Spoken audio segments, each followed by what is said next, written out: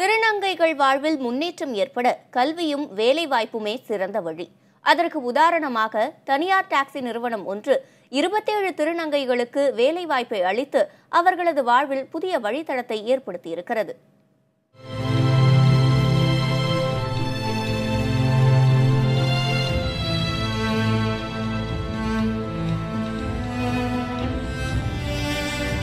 மூன்றாம் பாலினத்தவர்.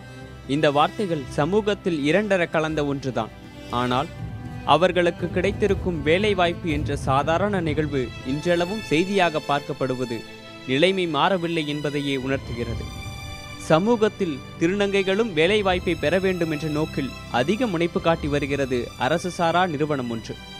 அந்த நிறுவனத்தின் முயற்சியால் தனியார் டாக்ஸி நிறுவனம் ஒன்று அதனை விளம்பரப்படுத்துவதற்கான அனைத்து பணிகளையும் திருநங்கைகளின் கைகளில் ஒப்படைத்திருக்கிறது.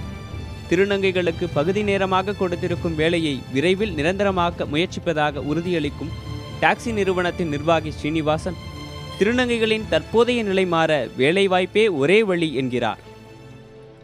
என்னுடைய வேண்டுகோள் என்னன்னு கேட்டிங்கன்னா, தமிழ்நாட்டில் இருக்கக்கூடிய எல்லா தொழில் நிறுவனங்களும் சேவை நிறுவனங்களும் அவங்களுக்கு முழு நேரமாகவோ அல்ல பகுதி நேரமாகவோ வேலைவாய்ப்பு கொடுத்தால் சமுதாயத்துறையில் திருநங்கைகளுக்கு மேலே இருக்கக்கூடிய அந்த நோக்கம், அந்த பார்வை நிச்சயமாக பாசிட்டிவாக மாறும்னு நினைக்கிறேன். முன்னாடி நான் நிறைய ஒரு சாதாரண ஒரு துணி கடை கூட நான் வேலைக்கு போயிருக்கிறேன்.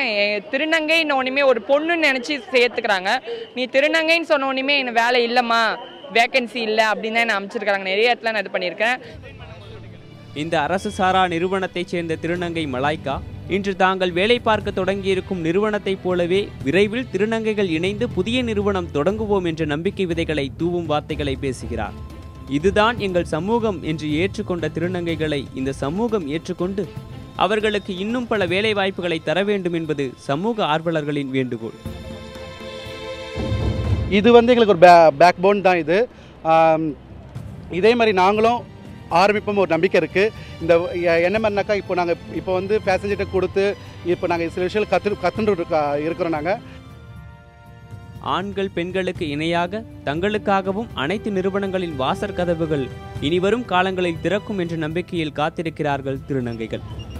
புதிய தலைமுறை செய்திகளுக்காக ஒளிப்பதிவாளர் சிவராஜுடன் தினேஷ் வேணுகோபால்.